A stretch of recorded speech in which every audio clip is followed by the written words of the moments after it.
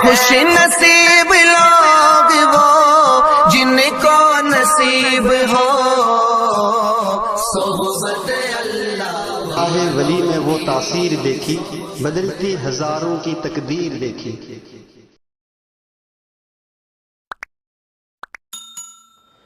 الحمد للہ وکفا وسلام علی عباده الذین اصطفى اما بعد فاعوذ باللہ من الشیطان الرجیم بسم اللہ الرحمن الرحیم قال اللہ سبحانہ وتعالی فی کتابہ الکریم والفرقان العظیم ففروا الی اللہ انی لکم نذیر مبین۔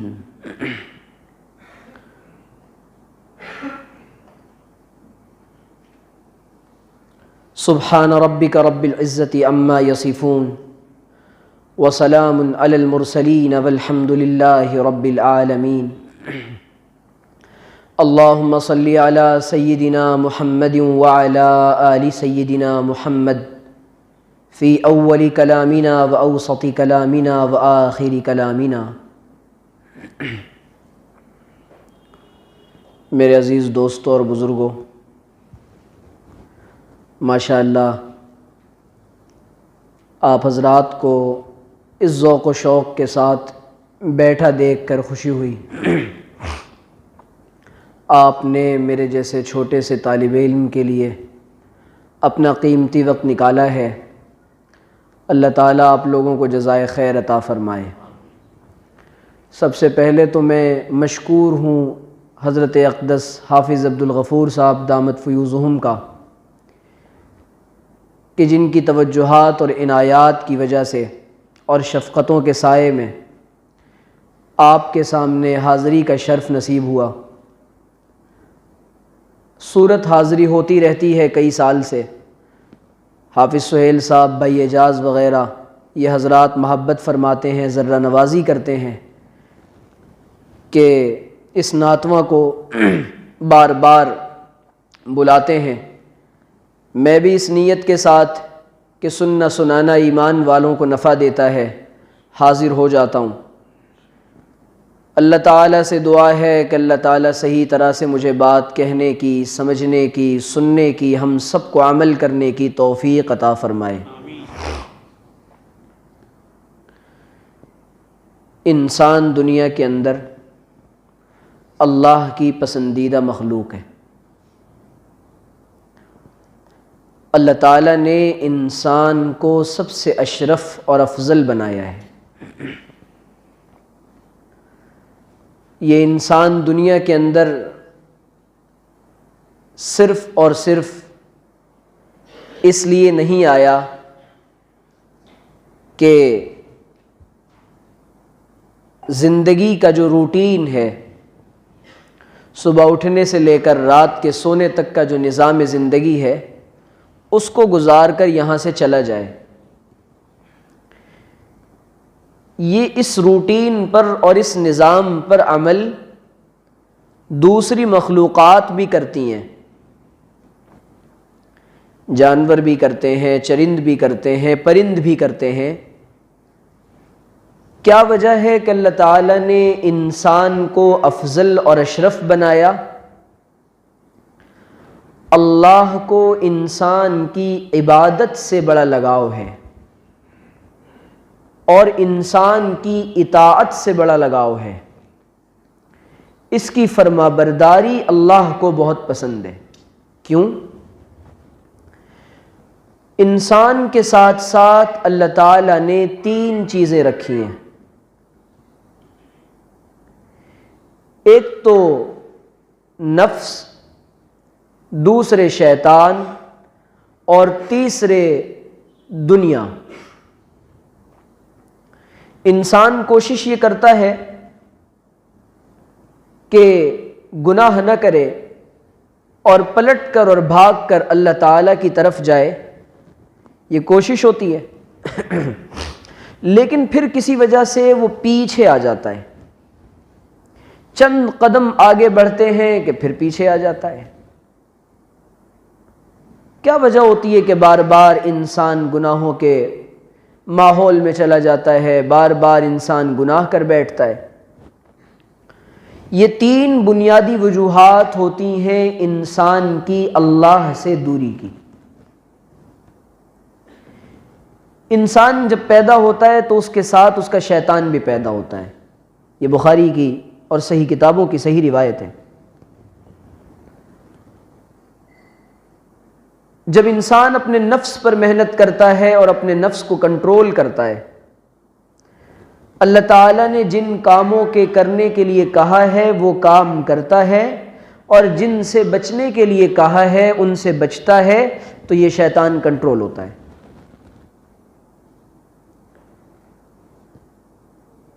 اور نفس کا معاملہ یہ ہے کہ انسان چاہتا ہے کہ اللہ تعالیٰ نے اس کے اندر 2 صفات ڈالی ہیں، 2 مزاج ڈالا ہے۔ ایک نظام کو نظام تقویٰ کہتے ہیں، نیکی کا مزاج کہتے ہیں، اور دوسرے کو گناہوں کا۔ انسان 2 خصلتوں کا اور 2 صفات کا مجموعہ ہے۔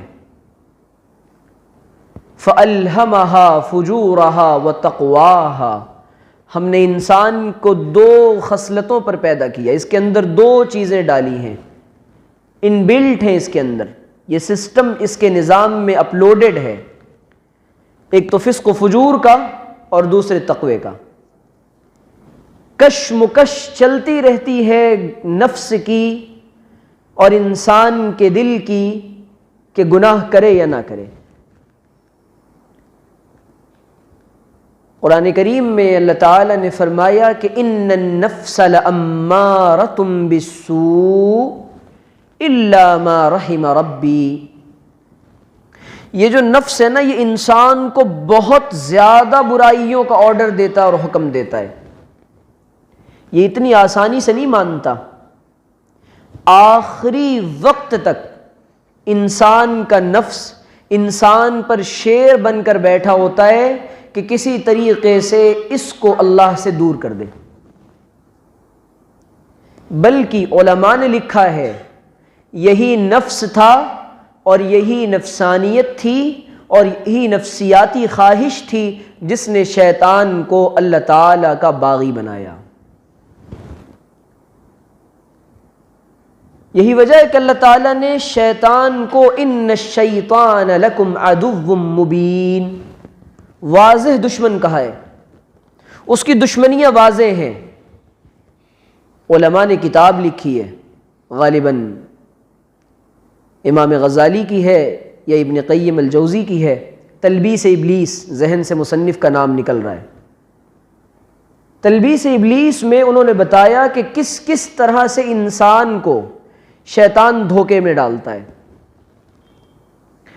کبھی تو یہ انسان اللہ تعالیٰ سے غفلت کا شکار، کبھی کسی نورانی داؤ پیچ کی وجہ سے اللہ سے دور، کبھی عبادات کے دھوکے کی وجہ سے اللہ سے دور، کبھی علم کے دھوکے کی وجہ سے اللہ سے دور، کبھی مال کے دھوکے کی وجہ سے اللہ سے دور، اور انسانی اور ابلیس کی اور انسان کی کشمکش اور جنگ چلتی رہتی ہے۔ آخری وقت تک شیطان، نفس اور دنیا، یہ تینوں انسان پر غالب ہونا چاہتے ہیں اور حاوی ہونا چاہتے ہیں، اور مقصد صرف ایک ہوتا ہے۔ شیطان نے اللہ تعالیٰ کو یہ چیلنج کیا تھا کہ میں انسانوں کو جنت میں جانے نہیں دوں گا، اور انسان جہنم میں جائے گا۔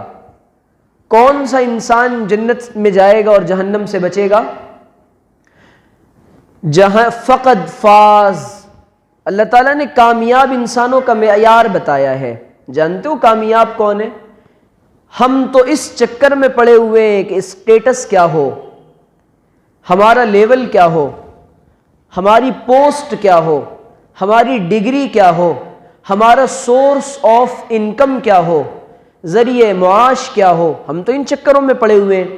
اس سے معیار زندگی کو طے کیا جاتا ہے، بلند بنایا جاتا ہے۔ یہ پیمانہ ہے ہمارا اور آپ کا کامیابی کا۔ اللہ کہہ رہے ہیں نہیں، فمن زحزح عن النار وادخل الجنہ فقد فاز. ایک جملے میں اللہ تعالیٰ نے کامیابی کا معیار بتایا ہے. جہنم سے جو بچا لیا گیا اور جنت میں جس کو ڈال دیا گیا اور داخل کر دیا گیا، اللہ تعالیٰ کہہ رہے ہیں کہ وہی کامیاب ہے، بلا شبہ وہ کامیاب ہے.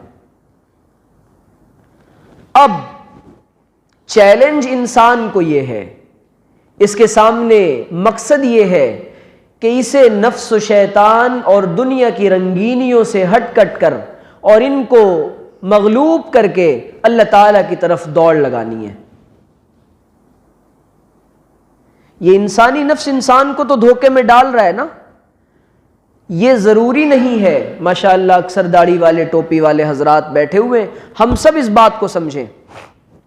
آپ حیران ہوں گے کہ اس آیت کو اللہ تعالیٰ نے سورہ یوسف میں ذکر کیا ہے، ان النفس لامارۃ بالسوء. اور حضرت یوسف علیہ السلام کا جو تذکرہ کیا ہے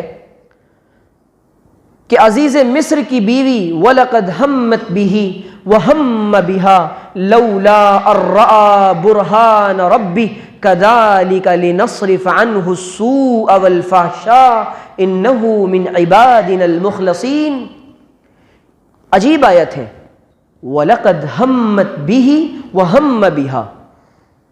زلیخا کے دل میں خیال آیا گناہ کا اور تاکیدی خیال آیا. حضرت یوسف کو گناہ کا خیال آ کر گزر گیا، مس کر کے گزر گیا.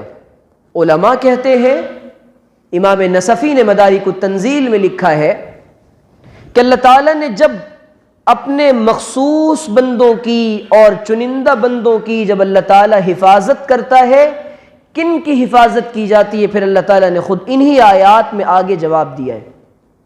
جن کو وہ پسند کرتا ہے، جن کو سیلیکٹ کرتا ہے، جن کو چنتا ہے.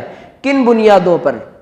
جو گناہوں سے اپنے آپ کو بچاتے رہتے ہیں اور بچانا چاہتے ہیں. حضرت یوسف زور لگا کے دروازے کی طرف بھاگے. وغلقت الابواب، اس نے تو دروازے بند کر دیے تھے نا، اور وہ اپنے آپ کو پیش کر چکی تھی. وقالت ہیت لک، حضرت یوسف کہہ رہے قال معاذ اللہ انہ ربی احسن مثوائے. عجیب بات ہے، نہیں نہیں نہیں، اس زمانے کے جوانوں سے یہی چاہا جا رہا ہے کہ جوان معاذ اللہ کہنے والے بن جائیں. کیسے حضرت یوسف کو یہ خیال آیا تھا کہ معاذ اللہ کہنا ہے؟ حضرت یوسف کی نگاہ تھی خداوند قدوس کی ذات پر. جب اللہ تعالیٰ کی نگاہ اللہ تعالیٰ پر نگاہ تھی، اللہ تعالیٰ نے خیال آتے ہی فوراً حضرت یوسف کے دل میں وہ خیال جگہ نہیں بنا سکا. وَهَمَّ بِهَا، آگے اللہ کہتے لولا ان رأى برہان ربی، ہم نے یوسف کو اپنی دلیل اور اپنا برہان دکھایا. مفسرین کہتے ہیں کہ مُسِّلَ یعقوب، حضرت یعقوب سامنے آئے. فَوَكَزَهُ عَلَى صَدْرِهِ، اور حضرت یوسف کے سینے پہ زور سے مارا، اور جو خیالات اور جذبات پیدا ہو گئے تھے وہ سارے نکال دیے اللہ تعالیٰ نے. یہ کن کے لیے کرتا ہے اللہ؟ جن کو اللہ چن لیتا ہے. چنتا کن کو ہے؟ جو گناہوں سے بھاگتے ہیں. ہمارا مسئلہ تو یہ ہے، ہم تو اکثر گناہ اس لیے نہیں کرتے کیونکہ ہمیں گناہوں کے مواقع نہیں ملتے. ہم تو گناہوں کے مواقع تلاش کرتے ہیں. ہم کس قدر دھوکے میں پڑے ہوتے ہیں کہ گناہ کا کوئی موقع ہاتھ آئے اور ہم اس کو ہاتھ سے جانے نہیں دیتے. تنہائیاں مل جائیں تو ہماری تنہائیاں پاکیزہ نہیں ہوتی. جو انسان اپنی تنہائی کو پاکیزہ بناتا ہے، اللہ تعالیٰ اس کو ملنے والے گناہوں کے مواقع سے دور کر دیتے ہیں. اور جو انسان اپنی تنہائی کو پاکیزہ بناتا ہے، اس کی زبان پر حکمت کے موتی ڈال دیے جاتے ہیں، اس کی زبان پر ہدایت کے بول اللہ عام کرتا ہے. ناپاک دلوں پر ہدایت کے الفاظ نہیں آیا کرتے. ناپاک ارادے رکھنے والوں کے دلوں پر اللہ تعالیٰ کا فیضان تجلی نہیں اترا کرتا. اب یہ چاہا جا رہا ہے کہ میں اپنی جنت کا مسئلہ اس وقت پوری دنیا میں مادیت کا مٹیریلزم کا ایک بڑا غلبہ ہے۔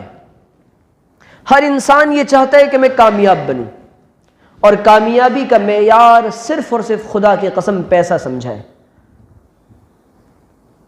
پیسے والوں نے سینیریو یہ کریٹ کیا اور ماحول یہ بنایا کہ اگر غریب سامنے آئے گا اس کو عزت نہیں دی جائے گی، تو غریب کے دل کی آرزو بھی یہ بنی کہ جب عزت پیسے والوں کی ہے تو عمل سے اور اللہ سے جڑنے سے کوئی فائدہ نہیں ہے۔ ان کو بھی یہ وبال اور یہ عذاب لگ گیا۔ اب جب مال کی محبت دل کے اندر آئی ہے تو سارا دن اور ساری رات صرف اور صرف ایک خیال ہے، یقول العبد مالی مالی مالی۔ اللہ کے رسول نے فرمایا انسان کہتا ہے میرا مال میرا مال میرا مال، کچھ نہیں ہے تیرا۔ پھر انسان کے اللہ تعالیٰ اصلاح کر رہا ہے، جانتے ہو، الذی جمع مالا وعددا یحسب ان مالہ اخلدا، وہ جو گن گن کے رکھ رہا ہے اپنے مال کو، الذی جمع مالا، جمع بھی کرتا ہے، وعددا، اور اس کو گنتا بھی ہے۔ صبح بھی تجوری سے نکال کے گن رہے کہ 1 لاکھ میں ذرا کچھ 2-4 ہزار بڑھ تو نہیں گئے، شام کو بھی تجوری سے نکال کے گنتا ہے کہ 2-4 ہزار کم تو نہیں ہو گئے۔ اب نہ چین آ رہا ہے نہ قرار آ رہا ہے، دل کی ساری انہی نوٹوں پر اور انہی سکوں پر لگی ہوئی ہے، ساری تمناؤں کا رخ ہے۔ بلکہ عجیب وبال آیا اور عجیب عذاب آیا دین کا کام کرنے والوں پر اور دین پڑھنے پڑھانے والوں پر، کہ انہوں نے بھی اس وجہ سے دین کو پڑھنا چاہا کہ ہمیں بھی اس کے ذریعے مال ملے گا، ہمیں بھی اس کے ذریعے سے پیسہ ملے گا، اس کے ذریعے سے اللہ کے رسول علیہ الصلاۃ والسلام کی اس نیت کے ساتھ دین کا کام کرنا، اس نیت کے ساتھ دین پڑھنا اور پڑھانا کہ بس ہم تو اس کے ذریعے مال کمائیں گے۔ اللہ کے دین کو پھیلانے کی نیت، اللہ کے دین کی اشاعت کی نیت، اللہ کے دین کو ان دنیا کے آخری انسان تک پہنچانے کی نیت، قیامت تک اللہ کا قرآن پہنچانے کی نیت، یہ نیت ہوگی، اللہ تعالیٰ فیض عام فرمائیں گے۔ آج جو غلبہ ہے پوری دنیا میں، یہ ہمارے یہاں برائی کہاں سے پیدا ہوئی آپ جانتے ہیں؟ یہ برائی اور یہ فریب ہم کو دیا ہے اہل مغرب نے۔ ان کے یہاں سب سے بڑا بت، وہ خدا کو نہیں مانتے، ان کے یہاں اب دہریت کا تصور آ گیا ہے۔ یہود بھی، جیوش قوم بھی، کرسچینز بھی، عیسائی بھی، اور سارے کے سارے، وہ بس ان کا سب سے بڑا رب ہے وہ پیسہ ہے، اور پوری دنیا کے معاشی نظام کو اہل مغرب نے اور یہود نے اپنے قبضے میں لیا، اور اس طریقے سے دنیا کے اندر پیسے کی اور مال کی دوڑ اور ہوڑ لگی کہ اب ہم بھی یہ کہہ رہے ہیں کہ اگر پیسے کے پیچھے نہ بھاگیں اور پیسہ نہ کمائیں تو جی معیار زندگی کیسے بلند ہوگا۔ ہر بنیادوں پر مال کا مسئلہ ضرور آتا ہے، اور جس جگہ مال کا فتنہ آتا ہے، اللہ کے رسول نے فرمایا ان لکل امت فتنہ وفتنۃ امتی المال، ہر امت کے لیے ایک فتنہ ہوتا ہے، میری امت کا فتنہ مال ہے۔ فتنہ جانتے ہیں کس کو کہتے ہیں؟ انما اموالکم واولادکم فتنہ۔ قرآن نے یہ جو لفظ استعمال کیا ہے نا، جو چیز انسان کو بالکل جکڑ لے اور آزمائش میں گھیر لے، اب وہ اس کشم و کش میں آ جائے کہ یہاں کروڑوں کے حرام کے ڈالر نظر آ رہے ہیں اور یہاں حلال کی روٹی نظر آ رہی ہے، لیکن دل کہے گا کہ یہ ڈالر لے لے اور راتوں رات امیر بن جا۔ دل کی آرزو تو یہ ہے۔ اب معاملہ یہ ہے کہ انسان کو جانا ہے جنت کے راستے پر، ان بنیادوں سے جنت کا راستہ طے نہیں کیا جاتا۔ اسلام نے مال کمانے کی ترغیب دی ہے، مال حلال کمانے کی، مال کو جیب میں رکھنے کی ترغیب دی ہے، مال کی محبت سے منع کیا ہے۔ اسی کو تو کہتے ہیں کہ ترجیح کا مزاج کب آتا ہے، پرائرٹی کا مزاج کب آتا ہے، کہ انسان کے سامنے ایک طرف یہ پیشکش کی جا رہی ہے کہ آپ کو علماء کرام کے پاس لوگ آتے ہیں مسائل معلوم کرنے کے لیے. کون سا مسئلہ معلوم کرنا ہے جی؟ وہ بینک کے اندر سود کی رقم پڑی ہوئی ہے تو مفتی صاحب ذرا یہ بتا دیں وہ میرے لیے حلال کیسے ہوگی. ہمارے ابا نے ہماری بہن کو وراثت میں حصہ نہیں دیا تھا، وہ تو مر گئیں، اب تو ان کے کوئی ہے نہیں ہے. پورا مسئلہ نہیں بتا رہا، جلدی سے بتا دیجئے کہ اس رقم پر ہمارا کیا حق ہے. آپ جانتے ہیں کہ اس وقت پوری امت پر جو حالات ہیں اس کی بنیادی وجہ کیا ہے؟ نبی کریم علیہ الصلاۃ والسلام نے فرمایا کہ قرب قیامت سے پہلے کوئی مکان اور کوئی فرد ایسا نہ ہوگا جسے سود کا دھواں بھی نہ لگ جائے. سب کو لگے گا. بینکوں کا نظام لایا اسی لیے گیا ہے، اور باضابطہ مال کے اوپر مال کی زیادتی کا جو مزاج مسلمانوں میں آیا ہے، اب تو یہ عیب سمجھا جانا ہی اس کو چھوڑ دیا مسلمانوں نے کہ جی پیسے کے اوپر پیسہ لینا تو کوئی حرج نہیں ہے، ہم نے تو اس کی مدد کی ہے نا، تو اپنی طرف سے دے رہا ہے مجھے 1 لاکھ پر 4,000، 4 ٹکا 5 ٹکا، اس کو تو کوئی عیب سمجھا ہی نہیں ہے. یہ سیدھا اللہ سے اعلان جنگ کر رہا ہے، اور اعلان جنگ کرنے کے بعد کہتا ہے اللہ میری مدد کرتے. بخاری مسلم کی روایت ہے، نبی کریم علیہ الصلاۃ والسلام نے فرمایا ایک آدمی یطیل السفر اغبر اشعث، ایک ایسا آدمی جس کا سفر بھی طویل ہے، غبار آلود ہے، کپڑے بھی خاک آلود ہیں، اور وہ کہہ رہا یا رب، 3 دفعہ نبی نے فرمایا یا رب یا رب یا رب، اے میرے پروردگار، یعنی اللہ میری سن لے، اللہ میری سن لے. مسافر بھی ہے، پرا گندہ بھی ہے، تھکا ماندہ بھی ہے، طویل سفر بھی کر کے آیا ہے، بھوکا پیاسا بھی ہے، اس کے بعد کہہ رہا ہے یا اللہ میری سن لے، یا اللہ میری سن لے. نبی کریم علیہ الصلاۃ والسلام نے فرمایا کیف انا یستجاب لہا، اس کی دعا کیسے قبول کی جائے گی؟ مطعمہ حرام ومشربہ حرام وملبسہ حرام، انا یستجاب لہا، اس کا کھانا بھی حرام، اس کا پینا بھی حرام، اس کا پہننا بھی حرام. مال حرام کی نحوست جب اس امت کے دل سے نکلے گی تو اللہ تعالیٰ دعائیں قبول نہیں کرے گا. یہ امت حرام کو حرام سمجھے کہ یہ نبی کریم علیہ الصلاۃ والسلام نے فرمایا کہ جسم کا جو ٹکڑا مال حرام سے پلا ہو اور جس نے مال حرام سے پرورش پائی ہو، وہ ٹکڑا صرف اور صرف جہنم کا ایندھن بنے گا اور کچھ نہیں. حضرات صحابہ کو دیکھیں کہ فاقوں پر فاقے کر رہے ہیں، فاقوں پر فاقے، اور بھوکے پیاسے، لیکن اس کے باوجود نہ حرام کا کوئی تصور ہے، نہ کوئی خیال ہے کہ کہیں سے کوئی حرام لقمہ آ جائے. اور حالت یہ تھی کہ سیدنا، یہی وجہ ہے کہ نبی کریم علیہ الصلاۃ والسلام نے فرمایا الحلال بین والحرام بین وبینہما امور مشتبہات، حلال بھی واضح، حرام بھی واضح، ان کے درمیان چند امور اور معاملات ایسے جن کے معاملات مشتبہ ہیں، ان میں شک ہے. فمن وقع، جو آدمی اس میں پڑے گا، اللہ کے رسول صلی اللہ علیہ وسلم نے فرمایا ان لکل ملک حما وحم اللہ محارمہ، آپ نے فرمایا کہ ہر بادشاہ کی ایک چراگاہ ہوا کرتی ہے، اور اللہ کی چراگاہ یہ اس کی حرام کردہ چیزیں. جو شکوک میں پڑ جائے گا نا کہ کسی چیز میں شک ہے، یہی وجہ تھی کہ حضرات صحابہ کو اس کا بڑا اہتمام ہوتا تھا، اور ہمارے اس کا کوئی اہتمام نہیں. جہاں چاہا کھا لیا، جیسے چاہا کھا لیا، جو چاہا پہن لیا، جس کے یہاں چاہے جناب دعوتیں اڑا لیں، کوئی خیال نہیں ہے کہ رشتہ دار سود پہ پیسے لا رہا ہے، یہ کیسے لا رہا ہے، کوئی خیال نہیں ہے. اس کے بعد جناب جی عمرے بھی کر رہے ہیں، جناب وہ بیانوں میں بھی جا رہے ہیں، اور سارے دین کے کام کر رہے ہیں، اثرات کیوں نہیں ہو رہے؟ دل کیوں نہیں پسیج رہے؟ علماء کی باتیں اثر کیوں نہیں کر رہی؟ آپ حیران ہوں گے. نبی کریم علیہ الصلاۃ والسلام نے فرمایا وجہ یہ ہے کہ مال حرام دلوں کے اندر اور جسم کے اندر پہنچ چکا ہے.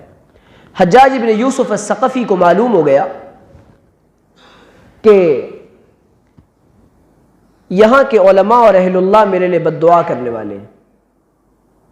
چنانچہ حجاج بن یوسف الثقفی نے ان سب کی دعوت کر دی، مال مشتبہ کھلا دیا، اب دعائیں کر رہے ہیں، اب وہ خوش ہو رہا ہے. کیا بات ہے؟ اہل اللہ، علماء. دیکھیں جب فتنہ آئے گا، اس کو کہتے ہیں فتنہ، کہ پتہ نہیں ہوگا کہ یہ فتنہ ہے اور انسان اس فتنے میں چلا جائے گا. اگر پتہ ہو تو انسان بچ جائے گا، لیکن اس شکل میں آئے گا، نورانی شکلوں میں آئے گا کہ انسان کو پتہ نہیں چلے گا. اور مومن کی اور تقوی کی سب سے پہلی علامت یہ ہے، مومن کو اور متقی کو مال حرام کبھی ہضم نہیں ہوگا. دلیل کیا ہے؟ دلیل سیدنا صدیق اکبر کی ذات ہے اور آپ کا یہ عمل ہے. صدیق اکبر نے لقمہ اٹھا کر کھا لیا. حضرت سیدنا صدیق اکبر نے لقمہ اٹھا کر کھا لیا. کسی نے بتایا کہ یہ تو مشکوک ہے. حضرت صدیق اکبر نے منہ میں حلق میں ہاتھ ڈال کر قے کی ہے اور لقمہ نکالا ہے، اور فرماتے تھے کہ اگر یہ میری جان کے ساتھ بھی نکلتا تو صدیق اکبر اس کو بھی نکالتا. مجھے یہ نہیں پسند کہ میں جہنم کا ایندھن بنوں. قرآن ایسے شخص کے بارے میں کہہ رہا ہے، اتقا، یہ ہے تقوی والا. ابو بکر ہے زیادہ تقوی والا.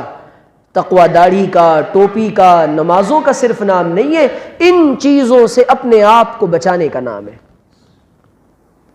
امام راغب اصفہانی کہتے ہیں، حفظ النفس اما یؤثم وبذلك ترک المحظور وتتم ذلك بترک بعض المباحات. انسان اپنے آپ کو مباح چیزوں سے بچا لے، یہ تقوی ہے. مباح کاموں سے اپنے آپ کو بچا لے. ہم تو کہہ رہے ہیں کہ جی جناب یہ گناہ کبیرہ ہے، اس سے کیا ہوتا ہے؟ جی جناب یہ تو گناہ صغیرہ ہے، اس سے کیا ہوتا ہے؟ روایات میں آتا ہے گناہ کرتے کرتے انسان کے دل کے اندر ایک سیاہ نقطہ لگ جاتا ہے. کرتے کرتے جب انسان اس گناہ کو اپنی عادت اور اپنا مزاج بنا لیتا ہے، وہ سیاہ نقطہ انسان کے دل کو کالا کر دیتا ہے، اور اس قدر وہ دل نہیں رہتا، وہ پتھر کا سل بن جاتا ہے، وہ بنجر بن جاتا ہے. اس پر پھر باتیں اثر نہیں کرتی. آج کیا بات ہے کہ قرآن کریم نمازوں میں پڑھا جاتا ہے اور ہماری آنکھوں سے آنسو جاری نہیں ہوتے. اللہ کا کلام پڑھا جا رہا ہے جس کے بارے میں یہ کہا جا رہا ہے کلم بہ الموتى، کہ جس کے ذریعے سے اللہ تعالیٰ مردوں کو بلوا دے، جس کے ذریعے سے پہاڑوں پر اتارے تو اس کے وزن سے اور اس کی تجلیات سے وہ ریزہ ریزہ ہو جائے. قلب انسانی پر اس کا کوئی اثر نہیں پڑ رہا. وجہ یہ ہے کہ ہم نے احتیاط اپنی زندگی سے ختم کر دی ہے، اور تقوی صرف اور صرف احتیاط کے ساتھ اور لحاظ کے ساتھ زندگی گزارنے کا نام ہے. اور ہم نے تو عجیب باتیں سمجھ رکھا ہے نا کہ جی 4 وقت کی نماز پڑھیں گے تو جنت میں چلے جائیں گے. 4 وقت کی نماز، ایک نوجوان سے میں نے پوچھا، اکثر سے پوچھتا ہوں، ماشاءاللہ 4 وقت کی نماز تو پڑھتے ہوں گے آپ؟ ہاں الحمدللہ 4 وقت کی پڑھتا ہوں پورے. جی فجر آپ پر فرض نہیں ہے؟ ایسا کوئی نسخہ ہم کو بھی بتاؤ کہ ہم بھی نہ پڑھیں. آپ نہیں پڑھ رہے، کوئی وجہ ہوگی نا آپ کے پاس. 4 وقت کی پڑھ رہے ہیں آپ، نہیں وہ ذرا غفلت ہو جاتی ہے، چھوٹ جاتی ہے. زندگی میں کوئی ایک فرض چھوٹے گا، علماء نے لکھا ہے زندگی میں کوئی ایک فرض چھوٹے گا، کوئی ایک واجب چھوٹے گا، کوئی ایک کبیرہ گناہ زندگی کے اندر ہوگا، یہ جہنم میں جانے کا مسئلہ بن سکتا ہے اور جنت سے روکے جانے کے لیے کافی ہے. ہم تو حیران پریشان، صبح کو مال شام کو مال. حضرت اقدس تھانوی نور اللہ مرکزہ کو فکر ہو گئی. حضرت نے اپنی خانقاہ میں تھانہ بھون میں ایک حجرہ بنا رکھا ہے، اب بھی وہ حجرہ موجود ہے. اور اس حجرے کی جو شکل ہے وہ قبر کی طرح، اس کا جو سائز ہے وہ قبر جتنا ہے، بس 2 گز. اوپر تو جگہ ہے لیکن نیچے جو اس کا حجم ہے، عرض لمبائی چوڑائی، وہ بالکل ایک آدمی بس لیٹ سکتا ہے اور بیٹھ سکتا ہے. حضرت نے مراقبے کے لیے اور محاسبے کے لیے اپنے لیے وہ کمرہ مختص کر رکھا تھا. جانتے ایک دن حضرت کو یہ خیال ہو گیا کہ آخر میری زندگی میں کون سا ایسا عمل ہے جو سنت و شریعت کے خلاف ہے. یہ فکر ہی تو پیدا نہیں ہو رہی ہمارے اندر. اچھا جی ماشاءاللہ اب تو فرائض بھی پڑھ رہے ہیں، اب تو نوافل بھی ادا کر رہے ہیں، کبھی کبھی تہجد ہونے لگ گئی تو جنید بغدادی بن گئے. جی دین کی مجلسوں میں جا رہے ہیں، اب تو حسن بصری بن گئے، اب تو جی اپنے آپ میں انسان کا زوال وہاں سے شروع ہوتا ہے جب وہ اپنی نگاہ میں اپنا کوئی مقام طے کرتا ہے. یہ میرا مقام ہے، میں تو بہت اونچے درجے کا آدمی ہوں، میری پہنچ تو بس ڈائریکٹ ہاتھ اٹھاتا ہوں وہ دعا قبول ہوتی ہے. اتنا خوش گمان ہے اپنے بارے میں، اتنا خوش گمان ہے. یہ زوال کی پہلی علامت ہے اور یہ اللہ سے دوری کی پہلی علامت ہے. یہ شیطان کا انتہائی خطرناک اور لطیف وسوسہ ہے، بہت باریک. حضرت تھانوی کہتے ہیں کہ میں نے 3 دن، کتنے دن؟ 3 دن اپنی زندگی کے نکالے اور حجرے میں جا کر حضرت کہتے ہیں میں سوچتا رہا، غور کرتا رہا، لکھتا رہا، سمجھتا رہا کہ اللہ کوئی کام تو سنت و شریعت کے خلاف ہو رہا ہو تو میں اس کی اصلاح کر لوں. کوئی کام. حضرت کہتے ہیں کہ 3 دن کے بعد مجھے یہ تسلی ہوئی کہ الحمدللہ میں سنتوں کی پوری پابندی کی کوشش کرتا ہوں. اتباع سنت کی بنیاد پر اور اللہ کے نبی صلی اللہ علیہ وسلم کے طریقے پر عمل کی بنیاد پر اللہ کے یہاں مقام ملتا ہے، باتوں کی بنیاد پر مقام نہیں ملا کرتا. ٹوپی داڑھی کی بنیاد پہ مقام نہیں ملا کرتا. ٹوپیاں، پگڑیاں، داڑیاں، جبے، یہ ماشاءاللہ یہود عیسائی ہم سے زیادہ کر رہے ہیں، سب کر رہے ہیں. وہ جتنے ظاہری اعمال ہیں وہ سب کر رہے ہیں. اس وقت جو مسئلہ ہے ملک کے اندر خاص طور پہ وہ ایمان کو بچانے کا مسئلہ ہے. یہ جو باتیں میں نے کی ہے نا، یہ دین کب محفوظ ہوگا؟ جب علم محفوظ ہوگا. اور علم کب محفوظ ہوگا؟ جب علماء محفوظ ہوں گے. اور علماء کب محفوظ ہوں گے؟ جب انسان اپنے علماء کی قدر کرے گا. اور علماء کی قدر کب آئے گی؟ جب اس کو اپنے ایمان کی قدر ہوگی. ایمان کے ساتھ تعلق ہے علم کا. ایمان کے بعد کی دوسری سب سے بڑی نعمت دنیا کے اندر اللہ تعالیٰ نے علم دین دیا ہے. لیکن ہمیں نہ ایمان کی فکر ہے نہ علم کی قدر ہے. آپ تصور کریں کہ جب معاشرے، جس سوسائٹی اور سماج میں ہم رہتے ہیں اور جو ہماری زندگی کا رخ ہے، کیا آج اگر میں مر جاؤں میں اس زندگی کو اللہ کے حضور ایسے پیش کر سکتا ہوں کہ اللہ یہ نجات کے لیے کافی ہے؟ ہماری زندگی میں نہ کوئی ظاہری عمل ایسا ہے، نہ کوئی پوشیدہ عمل ایسا ہے جس کا حوالہ دے کر اور جس کا وسیلہ دے کر اللہ سے کہا جائے کہ یا اللہ یہ ایک عمل ہے جس کا ہم راز تو اور میں. نبی کریم علیہ الصلوۃ والسلام نے بخاری مسلم میں روایت بیان فرمائی. 3 آدمی کہیں جا رہے تھے، آندھی آئی، اکٹھے ہو گئے، ایک غار میں چھپ گئے کہ رات گزاریں گے. اب جیسے ہی انہوں نے وہاں پر وقت گزارنے کے لیے غار میں گئے تو غار کا منہ ایک بڑا سا پتھر آیا اور بند ہو گیا. انہوں نے کہا یا اللہ یہ کیا مسئلہ ہے؟ اب مشورہ کیا کہ اب کیا کریں. چلے جی جو کوئی بھی نیک عمل کیا ہے زندگی میں خالص اللہ کی رضا کے لیے، ایک بات یاد رکھیں بہت اچھی طرح، میں بھی یاد رکھوں آپ بھی یاد رکھیں، یہ وہ سبق ہے جو یاد رکھنے کا سبق ہے. اس کو بھلا کر نفلیں پڑھے جاؤ، روزے رکھے جاؤ، تسبیح کے دانے ہلاتے جاؤ اور سجدوں میں سر مارتے جاؤ، کوئی فائدہ نہیں ہے. اللہ تعالیٰ کے یہاں عمل وہی قبول ہوگا جو خالص اللہ کی رضا کے لیے ہو، خالص اللہ کی رضا کے لیے. 1% بھی کسی اور کے لیے کیا ناقابل قبول، مردود ہے وہ. تو ان تینوں نے کہا چلیں جی جو عمل ہم نے اللہ کے لیے کیا ہے اس کو ہم اس کے وسیلے سے دعا کرتے ہیں. علماء نے مسئلہ لکھا ہے انسان کا کوئی ایسا عمل جس کا گواہ صرف انسان ہو اور اللہ تعالیٰ ہو، اللہ تعالیٰ اور اخلاص کے ساتھ کیا ہو، کوئی اور گواہ نہ ہو، اس کے وسیلے سے دعا کی جائے، اللہ دعا کو قبول بھی کرتا ہے اور حالات کو دور بھی کرتا ہے. پہلے نے دعا کی کہ یا اللہ تو جانتا ہے میں غریب آدمی ہوں، میرے پاس چند بکریاں ہیں، میں اپنی بکریوں کو چراتے چراتے ایک دن دور نکل گیا، میرے بوڑھے ماں باپ ہیں، میں ان کے لیے روزانہ دودھ دوہتا تھا، دودھ دوہنے کے بعد سب سے پہلے میں ان کو پلاتا تھا، ایک دن میں دور نکل گیا، بکریاں دور نکل گئیں، اے اللہ میں لیٹ گھر پہنچا، تاخیر ہو گئی گھر پہنچنے میں، اماں ابا دونوں سو چکے تھے، میں ان کے سروں کے پاس کھڑا رہا، دودھ لے کر کھڑا رہا، میرے بچے، روایت کے الفاظ ہیں کہ چلاتے رہے، میرے پیروں کو پکڑتے رہے کہ ہم کو دے دو، لیکن میں نے سوچا کہ میں اپنے والدین سے پہلے اپنے بچوں کو نہیں پلاؤں گا۔ صبح ہوئی، وہ بیدار ہوئے، میں نے ان کو پیالہ پیش کیا، انہوں نے دودھ پیا۔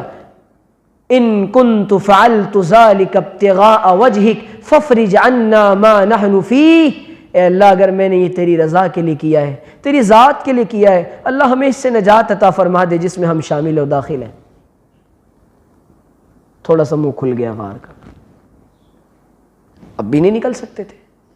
دوسرے نے کہا یا اللہ تو جانتا ہے، میری ایک چچا زاد بہن تھی جس کو میں بہت پسند کرتا تھا، جیسے روایت کے الفاظ ہیں جیسے مرد اپنی بیویوں کو پسند کرتے ہیں اور اپنی عورتوں کو، اتنی محبت کرتا تھا، حباً شدیدہ۔ مجھے خیال آیا کہ میں اس کے ساتھ بدفعلو کروں، بہت دن سے چاہتا تھا۔ ایک دن وہ پریشانی کے عالم میں میرے پاس آئی، اس نے مجھ سے کچھ درہم و دینار کا مطالبہ کیا، میں نے اس کو دیے، لیکن اس شرط کے ساتھ کہ وہ میرے ساتھ بدکاری کرے، وہ میرے ساتھ بدکاری کرے۔ میں اس کے اوپر قادر ہو گیا، قریب تھا کہ میں گناہ کر گزرتا، اس کی زبان سے جملہ نکلا، لا تفض اتق اللہ اتق اللہ اتق اللہ ولا تفض هذا الخاتم الا بحقه، دیکھو اس مہر کو اس کے حق کے بغیر نہ توڑ، اللہ سے ڈر، اللہ سے ڈر۔ اس کی یہ بات میرے دل پر بجلی بن کر گری، اور میں نے اس کو اللہ کے لیے چھوڑ دیا، اور درہم و دینار بھی اس کو چھوڑ دیے۔ یا اللہ ان كنت فعلت ذلك ابتغاء وجهك فافرج عنا ما نحن فيه، اللہ اگر ہم نے تیرے لیے کیا ہے، تیری رضا کے لیے کیا ہے، ہمیں اس سے نجات عطا فرما دے۔ غار کا منہ اور کھل گیا۔ تیسرے نے کہا کہ یا اللہ میں اجرت پر مزدوروں کو رکھا کرتا تھا، ان کی اجرت دیا کرتا تھا، ایک دن ایک مزدور اپنی اجرت لیے بغیر چلا گیا، میں نے سوچا کہ اب وہ بھول گیا، میں نے اس کی اجرت کو کاروبار میں لگا دیا۔ اب کاروبار میں لگایا تو خوب برکت ہوئی، جب کاروبار میں لگایا اور خوب برکت ہوئی تو ایک دن بھولے بھٹکے وہ آدمی میرے پاس آیا کہ بھائی میری اجرت واپس کر، ادی الی اجری ادی الی اجری۔ اس نے کہا صاحب تیرا ہے، کہہ رہا اتستہزئ بی اتستہزئ بی، میرے ساتھ مذاق کر رہا ہے؟ الا استہزئ بک، نہیں میں تیرے ساتھ مذاق نہیں کر رہا ہوں، یہ سب تیرا ہے، یہ بقر، یہ غنم، یہ غلام، یہ سب تیرا ہے۔ اچھا ٹھیک ہے، روایت کے الفاظ وہ سارا ہانک لے گیا، کہتا یا اللہ ان كنت فعلت ذلك ابتغاء وجهك فافرج عنا ما نحن فيه، اے اللہ اگر میں نے تیری رضا کے لیے کیا ہے۔ کیوں؟ ماں باپ کی خدمت یہ ایسا عمل تھا کہ اس پر اولاد کو فوقیت نہیں دی، اللہ کو پسند آ گیا، اللہ کے اور بندے کے درمیان کا معاملہ تھا۔ کیوں؟ گناہ پر قدرت کے باوجود گناہ کو چھوڑ دیا، یہ ایسا معاملہ تھا کہ نفس و شیطان نے زور لگا رکھا تھا، اور میں نے نفس و شیطان کو دور جھٹک کر یا اللہ صرف تیری رضا کے لیے اس گناہ سے بچ گیا، اور تو نے مجھے بچا لیا۔ اور یا اللہ مال آنے کے بعد کون کس کو دیتا ہے، میں نے اس کو دے دیا سارا کا سارا، اے پروردگار اگر ہم نے یہ عمل تیری رضا کے لیے کیا تو ہمیں بخش دے۔ ان کے پاس عمل تھا، انہوں نے عمل کے وسیلے سے دعا کی، اللہ تعالیٰ نے مدد فرمائی۔ خدا کی قسم ہمارے پاس کون سا عمل ایسا ہے، کون سی نماز ایسی ہے کہ ہم اللہ کے حضور پیش کر سکیں کہ یا اللہ فلاں نماز، فلاں روزہ، فلاں عبادت، فلاں کام تیری رضا کے لیے کیا تھا، جس کو تو جانتا ہو، میں جانتا ہوں، ہمیں بخش دے۔ کوئی عمل ہے ایسا؟ میرے پاس تو نہیں ہے۔ کوئی عمل انسان کا زندگی میں ایسا ہونا چاہیے، ایک بات تو اللہ تعالیٰ نجات عطا فرمائیں گے۔ ابھی تو چلنے دینا، ہاں تو اللہ تعالیٰ نجات عطا فرمائیں گے۔ ہم جن بنیادوں پر زندگی گزار رہے ہیں، خدا کی قسم یہ اسلام اور شریعت کی بنیادیں نہیں ہیں، یہ خود ساختہ دین ہے، یہ نفس کا دین ہے، یہ محمد رسول اللہ کا دین نہیں ہے۔ یہ محمد رسول اللہ کا دین نہیں ہے۔ یہ ہمارے طلباء بیٹھے ہوئے ہیں یہاں قرآن کریم کے پڑھنے پڑھانے والے، یہ طلباء یہاں آئے ہوئے مدرسوں کے اندر یہ حفظ قرآن کریم کر رہے ہیں۔ اب یہ قرآن کو حفظ کر کے امت میں جائیں گے، یہ امت کے رہنما بنیں گے، یہ امام بنیں گے، یہ قرآن سنائیں گے۔ ان کا جو مقام ہوگا، آج امت کے زوال کی بڑی وجہ یہ ہے کہ حامل قرآن کے اور عالم قرآن کے اور قرآن کریم سے تعلق رکھنے والوں کو ذلیل کیا اس قوم نے۔ اس قوم نے ذلیل کیا ہے۔ جس اسلام کے ذریعے سے یہ بچے کیا کر رہے ہیں؟ یہ بچے اسلام کو اور قرآن کو اپنے سینوں میں محفوظ کر رہے ہیں، ہمیں ان کی قدر نہیں ہے۔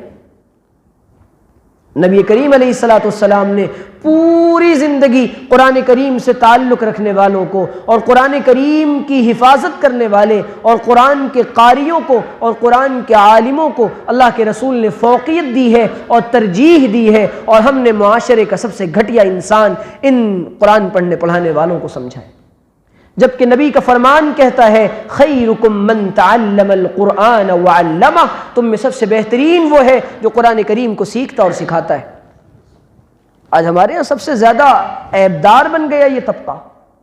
میرے عزیزوں، یہ آج جو بر صغیر میں خصوصاً اسلام، میں نے آپ کو یقین سے کہہ رہا ہوں، تجربے کے بعد کہہ رہا ہوں، مدینہ منورہ میں میں نے دیکھا وہاں کے نوجوانوں کو اور دوسرے ممالک کے حفاظ سے ملاقاتیں ہوئیں، مصر کے بھی، سوڈان کے بھی، افریقہ کے بھی، الجزائر کے بھی اور عرب کے بھی دوسرے ممالک، وہ پہچاننے میں نہیں آ رہے تھے کہ یہ حافظ قرآن ہے۔ انہوں نے اپنا لباس ترک کر دیا ہے، انہوں نے اسلامی شعائر کو اور سنتوں کو چھوڑ رکھا ہے۔ صرف اور صرف بر صغیر کے علماء اور بر صغیر کے مدارس کے لوگوں نے اس دین کو اپنی اصلی شکل میں محفوظ رکھا ہے۔ میں نے مدینہ منورہ میں دیکھا چند نوجوان پینٹ شرٹ پہن کر آئے ہاف آستین میں اور یہاں تک ٹریک پہن کر، اور جلدی جلدی سجدے کیے اور رکوع کیے اور جلدی جلدی نماز پڑھ کے چلے گئے۔ ان کو کوئی مطلب نہیں ہے۔ اور میں نے وہاں جوا کھیلتے ہوئے رمضان کی مبارک راتوں میں مدینے کی سڑکوں پر دیکھا ہے۔ عورتوں اور مردوں کا اختلاط دیکھا ہے۔ اسلام کی حقیقی تصویر اگر کسی کو دیکھنی ہے تو وہ دیکھیں بر صغیر کے مدارس کو، یہاں کے علماء، ہند و پاک کے علماء جتنی قربانیوں کے ساتھ دین کا کام کر رہے ہیں، پوری دنیا میں اس کی نظیر نہیں ہے۔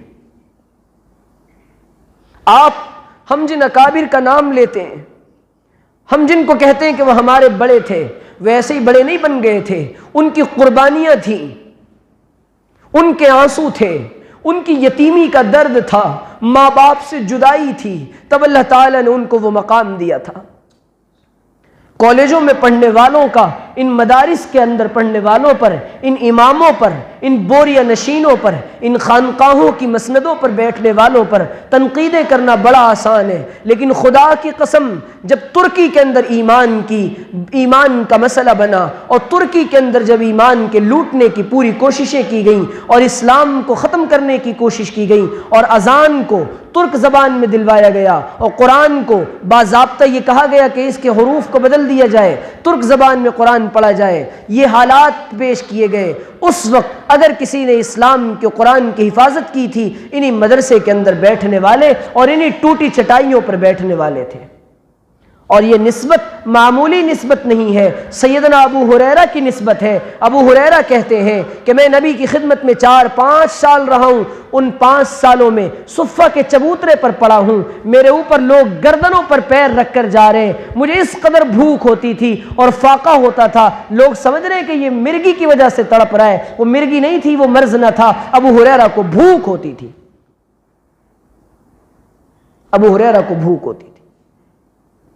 ان کی نسبتوں کا کہاں پتہ ہے ہمیں کہ یہ حفظ قرآن کرنے والا یہ محمد رسول اللہ کی صف میں کھڑا ہوگا، یہ جامع القرآن عثمان بن عفان کی صف میں کھڑا ہوگا۔ ان کی نسبتوں کا کہاں پتہ ہے ہمیں یہ شہداء ان شہداء کے ساتھ کھڑا ہوگا جن کئیوں کو ایک ساتھ شہید کر دیا گیا تھا۔ آج معاملہ یہ ہے کہ مسٹر اور ملا کا ایک گیپ پیدا کر دیا گیا۔ دین بیزاروں نے اور اہل مغرب کی یہ بڑی سازش ہے کہ پینٹ شرٹ والوں کو مولویوں کے قریب نہ آنے دیا جائے، مولویوں کو پینٹ شرٹ والوں کے قریب نہ جانے دیا جائے۔ یہ دونوں باتیں غلط ہیں۔ یہ امت تب بنے گی جب اس کا ہر فرد اپنی ذات سے اوپر اٹھ کر اس دین اور اسلام کے بقا کے لیے سوچے گا۔ اب حالات یہ بن پڑے کہ اب معاملہ ہے ایمان کو بچانے کا۔ پوری کی پوری دنیا میں یہود اور عیسائی اس بات پر وہ لگ چکے ہیں کسی طریقے سے اسلام کے اندر، اور آج انٹرنیٹ کے ذریعے سے یہ فتنے تیزی کے ساتھ پھیل رہے کہ وہ دنیا کو یہ بتا رہے کہ اسلام اچھا مذہب نہیں ہے اور اسلام دنیا کے اندر ٹیررزم کو پروموٹ کرتا ہے۔ اٹس ٹوٹلی رانگ، یہ مکمل بالکل غلط ہے۔ اسلام نے دنیا کے اندر، آپ حیران ہوں گے کہ جو غزوات ہوئے نبی کی زندگی میں اور جو سرایا ہوئے اور جو لڑائیاں ہوئی ہیں ساری کی ساری، ان تمام میں مرنے اور مارنے والوں کی تعداد 1 یا 2 ہزار سے زیادہ نہیں ہے۔ یہ قاضی سلیمان منصور پوری رحمۃ اللہ علیہ نے اپنی کتاب میں باضابطہ عدد کے ساتھ لکھا ہے۔ یہ اسلام کا پیغام ہے کہ پوری دنیا کو امن کا پیغام ہم نے دیا۔ آج مصیبت یہ، ہم اپنے آپ کو ایز اے مسلم اور مسلم ریپریزنٹیٹیو اور مسلم ترجمان کی حیثیت سے پیش کرنے کو کیوں تیار نہیں ہے؟ کمی ہمارے اندر ہے۔ حضور نے فرمایا، جانتے ہو مسلمان کس کو کہتے ہیں؟ غیر مسلم ہمارا مذاق اڑا رہے ہیں، یہ مسلمان ہیں۔ یہ مسلمان ہیں جنہیں دیکھ کے شرمائے یہود، ہو تمدن میں نصارا اور تہذیب میں ہنود۔ یہ مسلمان ہیں جنہیں دیکھ کے شرمائے یہود۔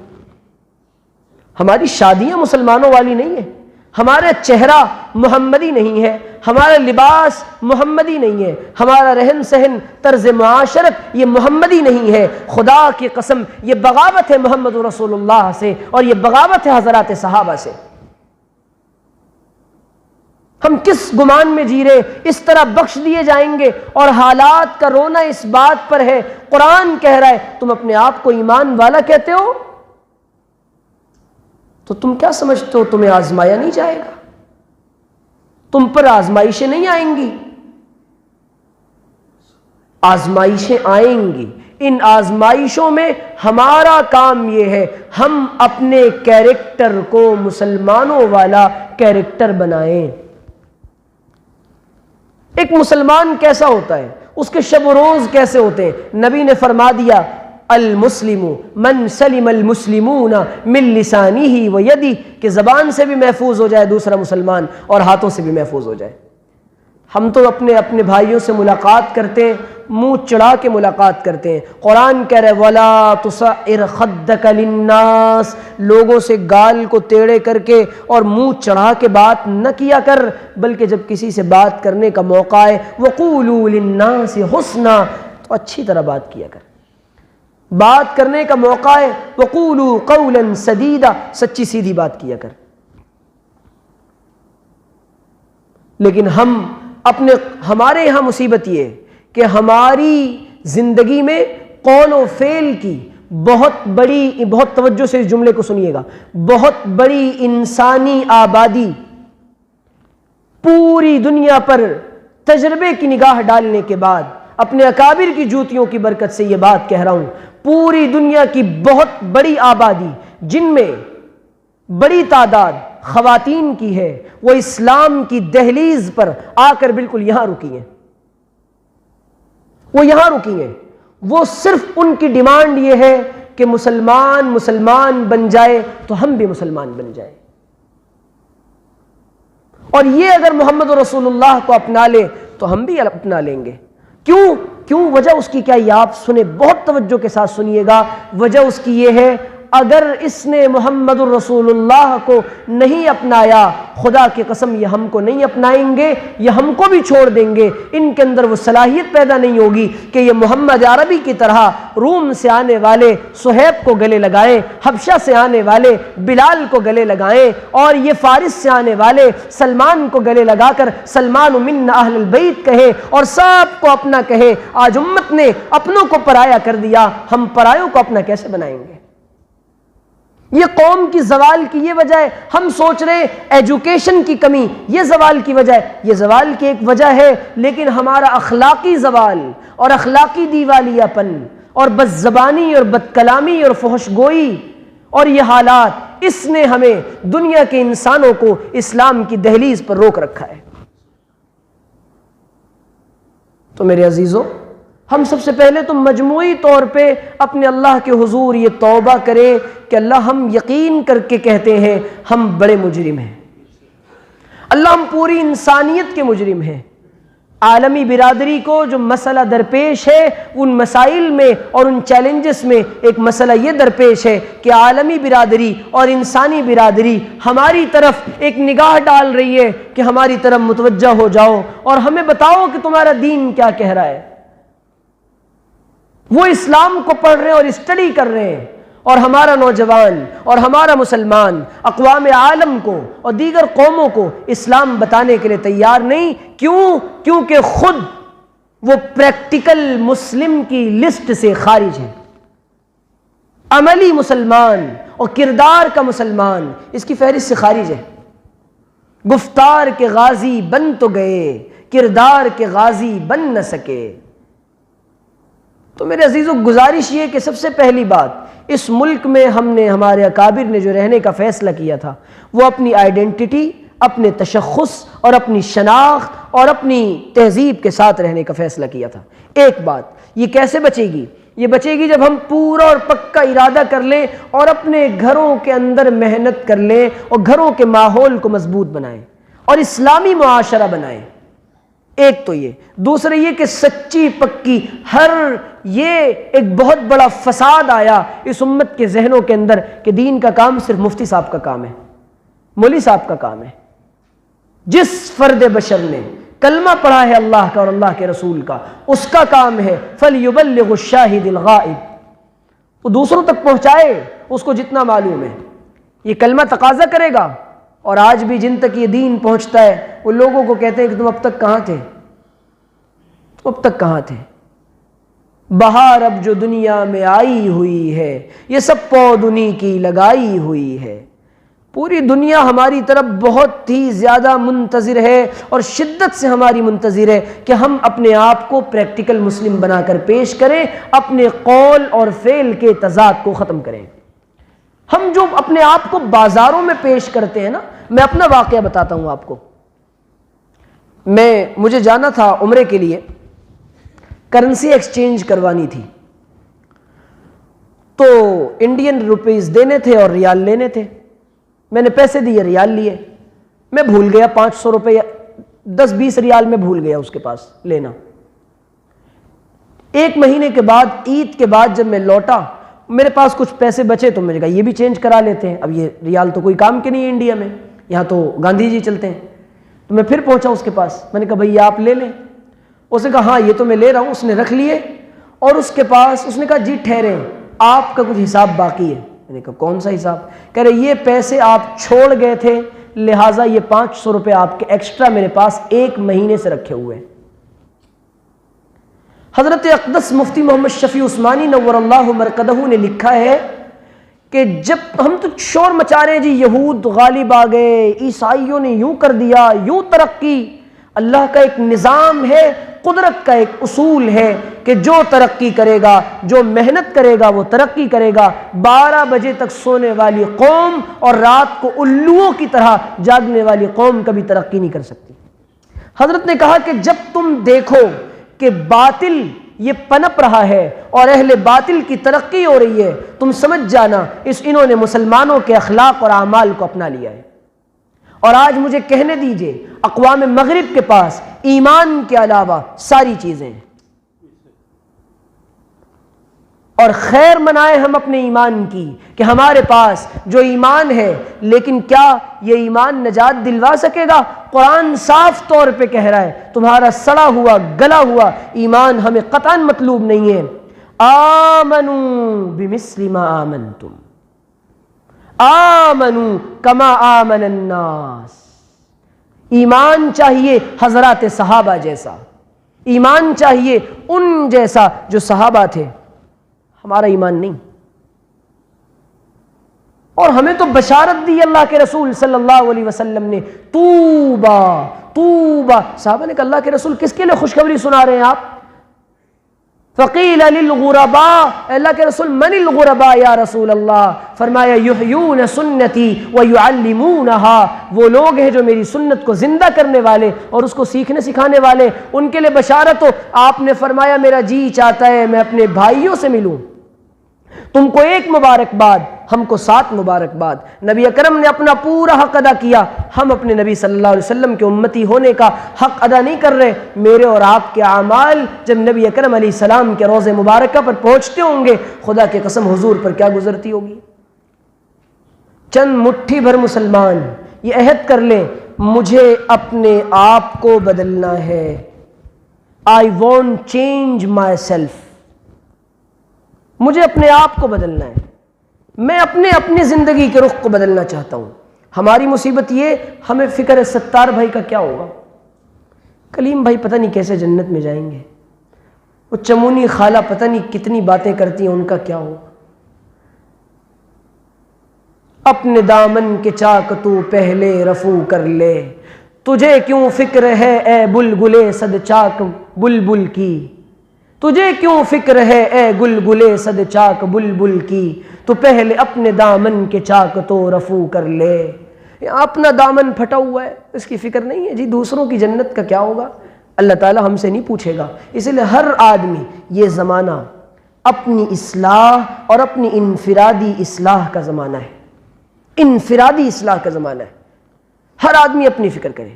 اور تابعی کہتے ہیں، سنیے گا صحیحین میں روایت موجود ہے، تابعی کہتے ہیں میں نے 70 سے زیادہ صحابہ سے ملاقات کی، میں نے ان میں سے ہر ایک کو اپنے بارے میں متفکر پایا، میرا کیا ہوگا. عبداللہ ابن مبارک کا حال یہ اپنے بارے میں متفکر، حضرت عبداللہ ابن عمر کا حال یہ اپنے بارے میں غمگین، سیدنا عمر ابن خطاب کا حال یہ اپنے بارے میں غمگین. میں کتنے حالات آپ کو سناؤں. اور ہم دوسروں کی فکر کر رہے ہیں، اپنی فکر کے ساتھ ساتھ دوسروں کی فکر. اب یہ کام ہے گھر کے بڑوں کا، گھر کے ذمہ داروں کا. اللہ تعالیٰ سے دعا ہے کہ اللہ تعالیٰ سمجھنے کی، عمل کرنے کی توفیق عطا فرمائے. وآخر دعوانا، ٹھنڈا نہیں سادہ، ہاں، ان الحمدللہ رب العالمین.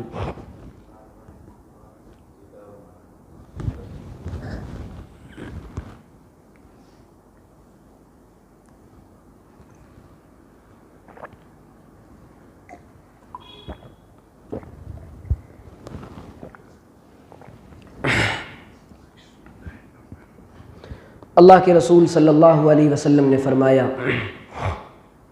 لِكُلِّ شَيْءٍ سِقَالَةٌ وَسِقَالَةُ الْقُلُوبِ ذِكْرُ اللَّهِ.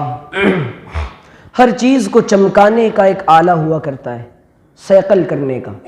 دلوں کو چمکانے کا آلہ اللہ کا ذکر ہے. صحابہ سے حضور نے فرمایا کہ جب تم جنت کے باغوں سے گزرا کرو فَارْتَعُوا، اس میں چر لیا کرو. صحابہ نے پوچھا فَمَا رِيَاضُ الْجَنَّةِ یا رسول اللہ، اللہ کے رسول جنت کے باغ کیا ہیں؟ آپ نے فرمایا حلق الذکر، حلق الذکر، ذکر کے حلقے، یا مجالس الذکر، او کما قال علیہ الصلاۃ والسلام. آپ نے فرمایا کہ ان فی الجسد مضغة اذا صلحت صلح الجسد كله واذا فسدت فسد الجسد كله الا وهي القلب. دلوں کے اندر زنگ لگ جاتا ہے. جس طریقے سے کپڑے خراب ہو جاتے ہیں، ایمان بھی ماند پڑ جاتا ہے. اور آپ نے فرمایا کہ جب انسان بگڑتا ہے، دل بگڑتا ہے تو انسان بگڑتا ہے، دل بگڑتا ہے تو انسان بگڑتا ہے. کیسے؟ دل بگڑے گا تو نگاہیں خراب ہوں گی، کان خراب ہوں گے. تو دل کو بنانے کے لیے کیا کیا جائے جی؟ دل کو بنانے کے لیے اللہ کا ذکر کیا جاتا ہے. اب جیسے انسان دنیا کے اندر گاڑی چلانا سیکھتا ہے، دنیا کے اندر انسان سارے کام سیکھتا ہے، تو انسان دنیا کے اندر اللہ کا نام لینا کیوں نہیں سیکھتا؟ یہ بھی تو سیکھنے کی چیز ہے نا. جب تک انسان کو اللہ کا نام لینا نہیں آئے گا، انسان کا کام نہیں بنے گا. اللہ کا نام لینا آ جائے گا، اللہ اس کا کام بنا دے گا. ہمیں تو اللہ کا نام لینا ہی نہیں آتا. بچہ بے توجہی کے ساتھ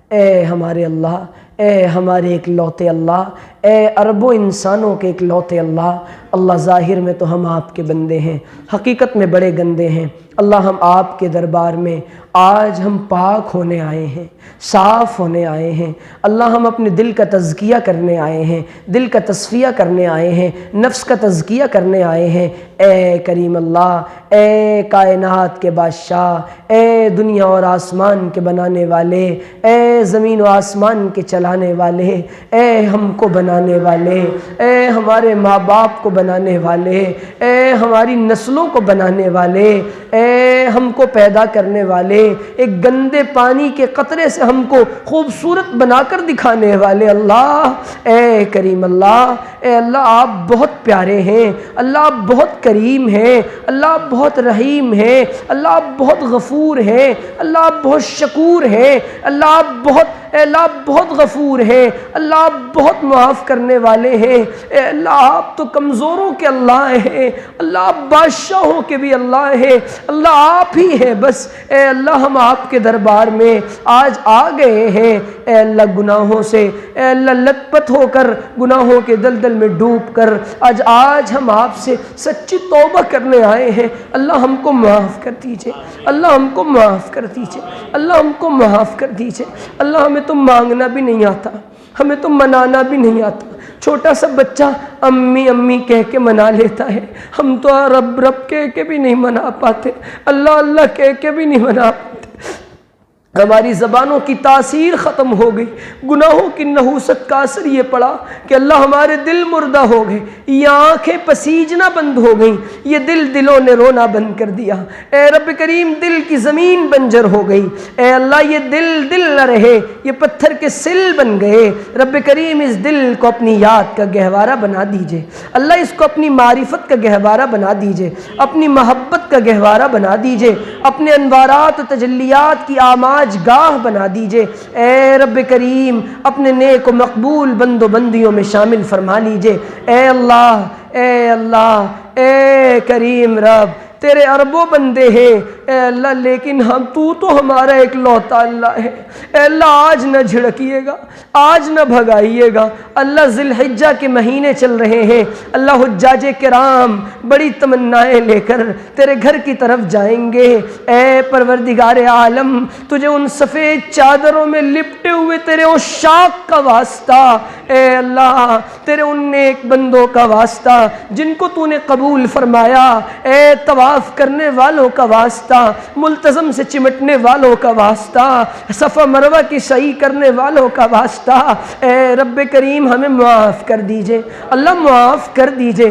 اے رب کریم، اے اللہ، ابن قیم کہتے ہیں میں نے ایک ماں کو دیکھا، اس نے اپنے بچے کو مار کر ڈانٹ کر غصے سے گھر سے نکال دیا، بچہ گلی میں انتظار میں بیٹھا رہا، ماں دروازہ کھولے گی، اے اللہ ماں بھی تکتی رہی میرا بچہ دور نہ چلا جائے۔ اللہ آپ ہماری توبہ کے انتظار میں تھے، اللہ آج ہم سچی توبہ کرتے ہیں، پکی توبہ کرتے ہیں، اللہ ہم بالکل سچی توبہ کرتے ہیں، اپنی گناہوں بھری زندگی سے یو ٹرن لینا چاہتے ہیں، اللہ ہم پلٹنا چاہتے ہیں، اللہ ہم تیرے دربار میں آنا چاہتے ہیں۔ اللہ جھڑکیے گا نہیں، اللہ بھگائیے گا نہیں، اللہ رسوا نہ کریے گا، اللہ ہمیں دھتکاریے گا نہیں۔ اللہ آپ نے تو کہا ہے وَأَمَّا السَّائِلَ فَلَا تَنْهَرْ، دیکھو مانگنے والے کو نہ جھڑکو۔ اللہ ہم بہت بڑے منگتے ہیں، اتنے بڑے منگتے کہ ہمیں مانگنے کا سلیقہ کوئی نہیں، اللہ ہم پروفیشنل بھکاری نہیں بن سکے۔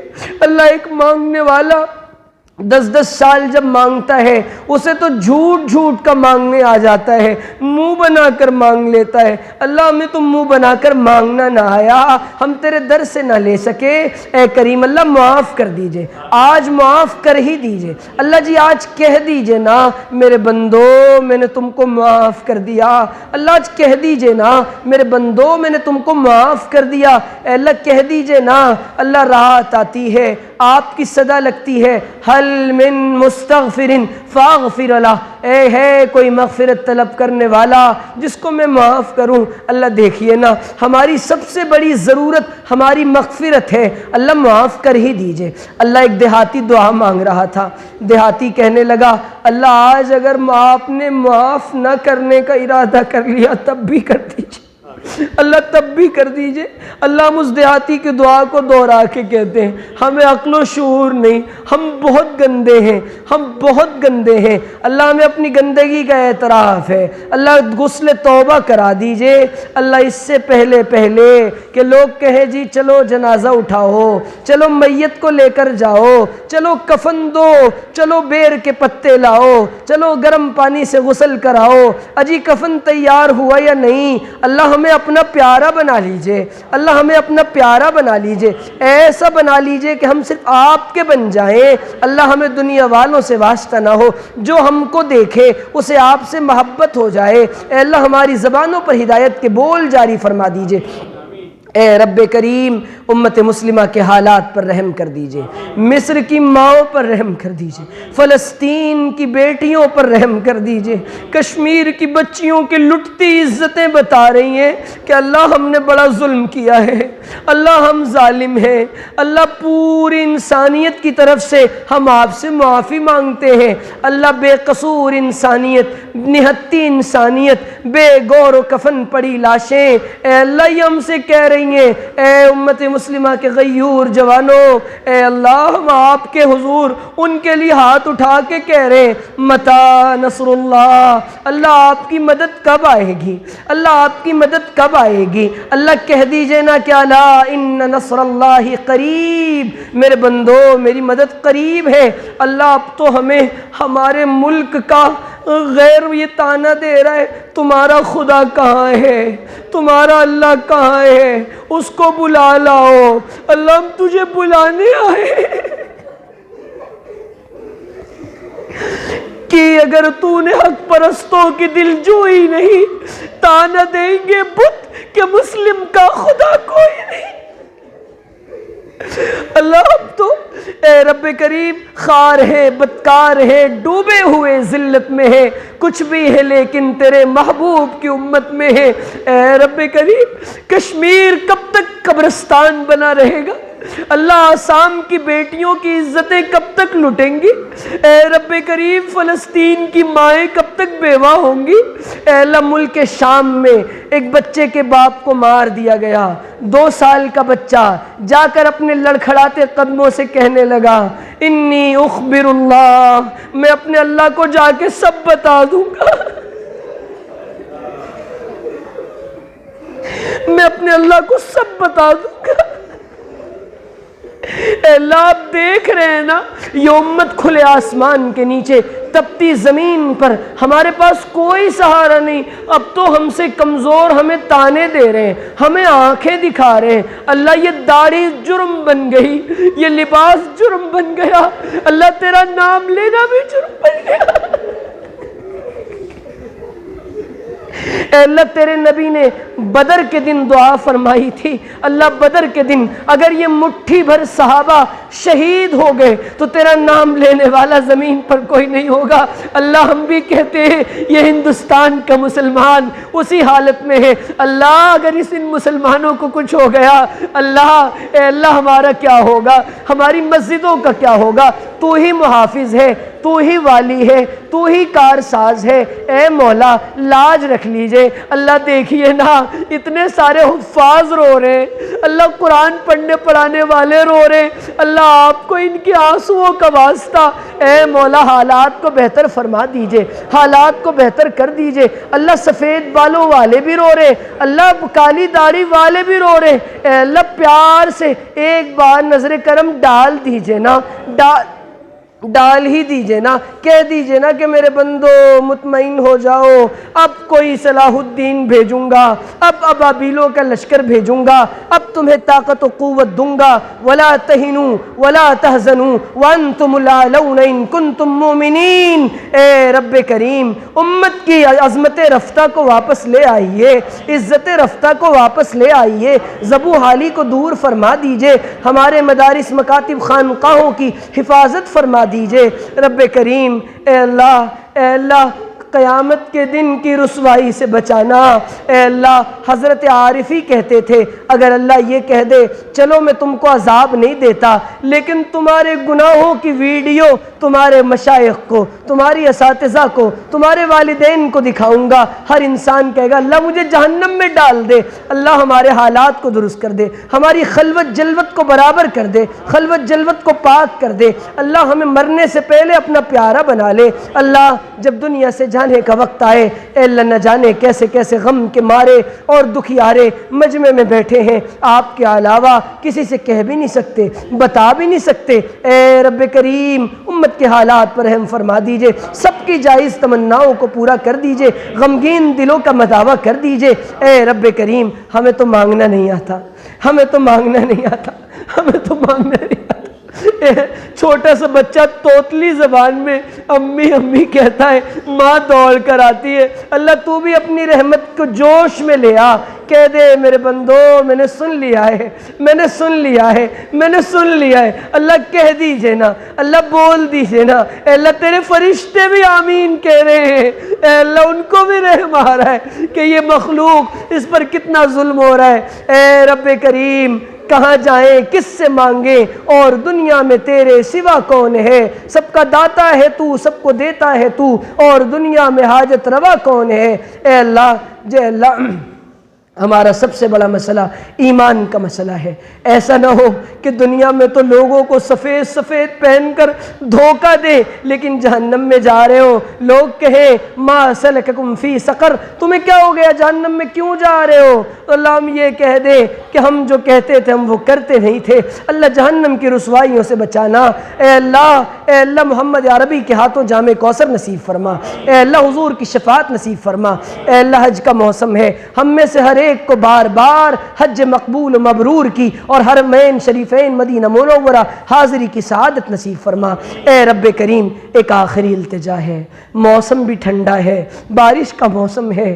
اے رب کریم حج کا مہینہ ہے، رات کی پہر ہے، حفاظ کا مجمع ہے، مسجد کی چار دیواری ہے، فرشتے بھی بیٹھے ہیں، تیری دوسری مخلوقات بھی ہیں۔ اے اللہ ہم اپنے ٹوٹے ہاتھوں کو، پھٹے دامن کو اٹھا کر کہتے ہیں اللہ جی ایک بار ہم پر نگاہ کرم ڈال دیجئے، ایک بار کرم کی نگاہ سے دیکھ لیجئے، ہمیں اپنا ولی بنا لیجئے۔ اور اے اللہ جب دنیا سے جانے کا وقت آئے آپ ہم سے راضی ہوں، ہم آپ سے راضی ہوں۔ اور اے پروردگار عالم، اے رب کریم مصطفیٰ کے شہر میں اے ذوالمنن ہو عطا 2 گز زمین اور 2 گز کفن، وصلی اللہ تعالی علی خیر خلقہ واصحابہ وآل بیت اجمعین برحمتک یا ارحم الراحمین۔ سبحان ربک رب العزة عما یصفون وسلام علی المرسلین۔